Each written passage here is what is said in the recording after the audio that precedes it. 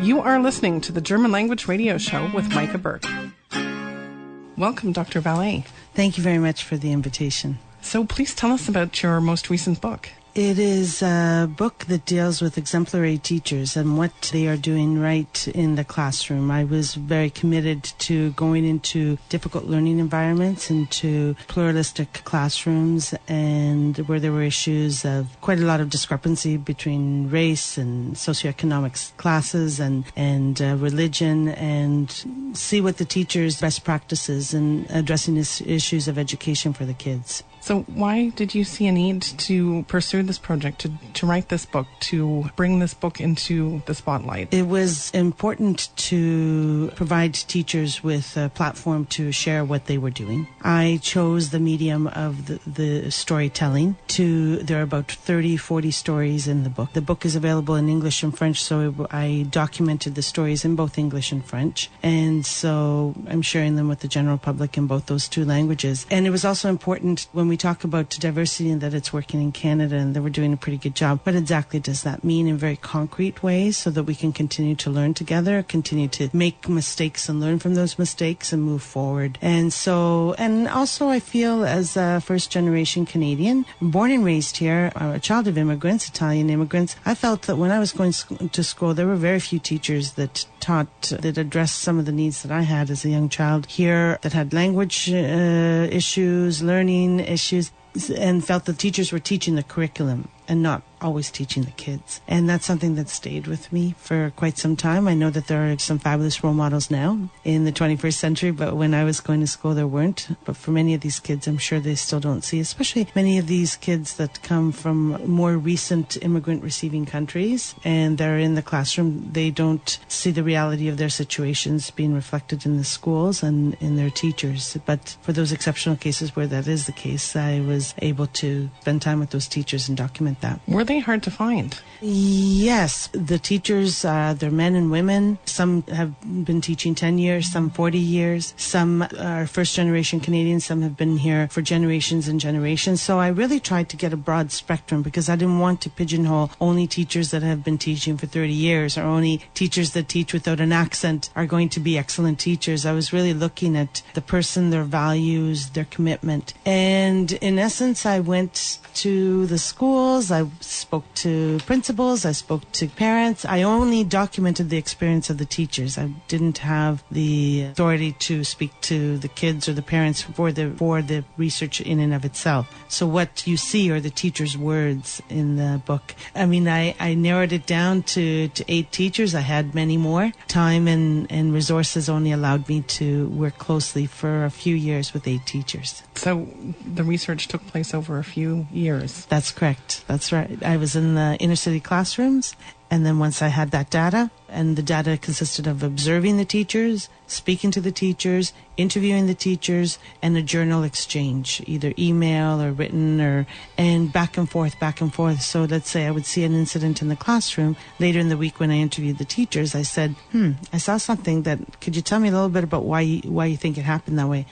Goodness, Gene, I'm not really quite sure. I need to think about that. I said, that's great. Think about it and then send me an email or write me in the journal and we can talk about it the next time, and it would come up in the interview. So it was hodgepodge of stories that sort of came together once I had all the data laid in front of me, and I thought, okay, this fits this way, and I put together the data accordingly because I address issues of the awareness, what awareness we need to live and work with each other in a diverse country such as Canada. What are the attitudes we need to develop? And what are the values we need to work towards individually and as a society? And for each one of those elements, I have many stories to inform. Because to use the word develop an open mind, those are just words. If I say those words and then you read 2 or 3 stories, the stories in some ways are so simple that you go, oh, I get it. I'm sort of already doing that, or I think I'm already doing that. And that's good. That's a good starting point.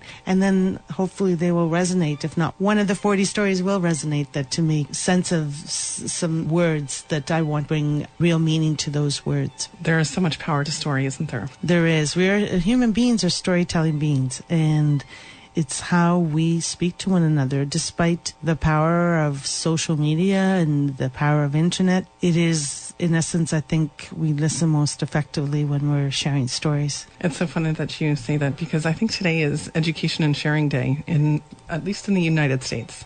What I noticed about your book is that you've really focused on the ideological shift to showcase best practices and not focus on the deficits, which often does happen in work on diversity. That, there is the shift. Why was this so important to you? Well, without being naive, I wanted to really demonstrate what we're doing right. Not just the teachers, but people like you and I. People like Chin Radio.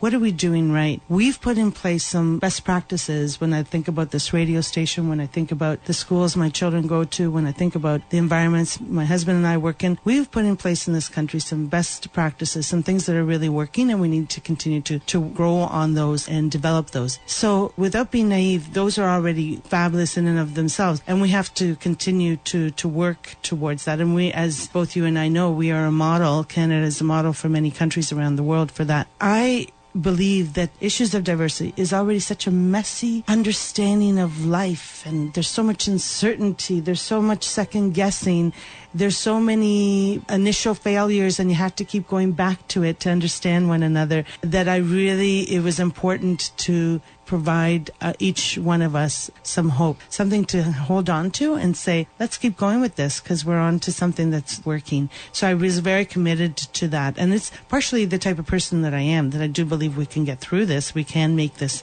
better. Look at an example such as myself, with my parents arriving as next to nothing in Pier 21 in Halifax 50 years ago, and the life I have now and my children have. That's because there's a lot of hope, and we have to keep building on that.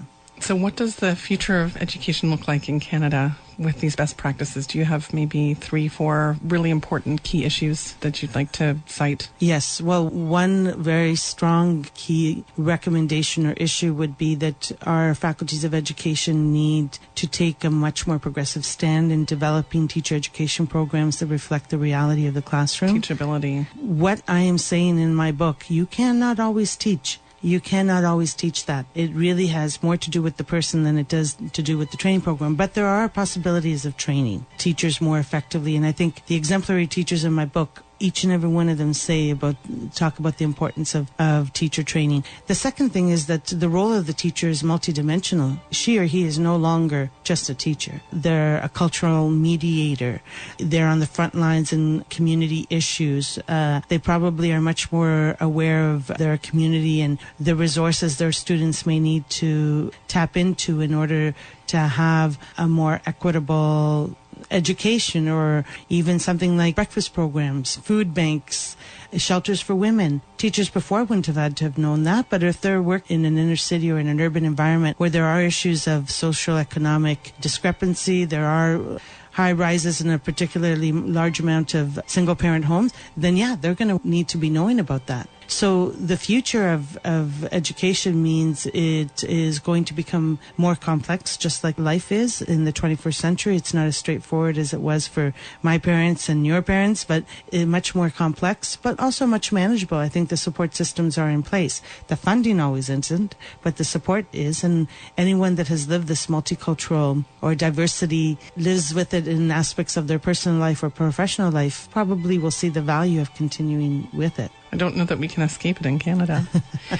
Regarding the reception of your work outside of Canada, have you had any experience, any contact? Initially, there's a lot of eyebrow raisins, like, really? You really think that something like this really works? This is in a number of different countries where I've attempted to share some very basic best practices, but we are the brave new world in the Western Hemisphere, in North America. So I believe when they hear what we are doing, initially there is this understanding, or there's this sort of regard of, oh, isn't that lovely how they're trying to make all of this work, but they're not dealing with issues of X, Y, Z. I'd like to say thank you at this point, and I want to just name that title again, Enseignants sous leur meilleur jour. And in English, that's Teachers at Their Best, by Dr. Gina Vallée, working with Diversity Matters, who most recently won the Diamond Jubilee Award. Congratulations on that. Thank you so much for coming. Thank you.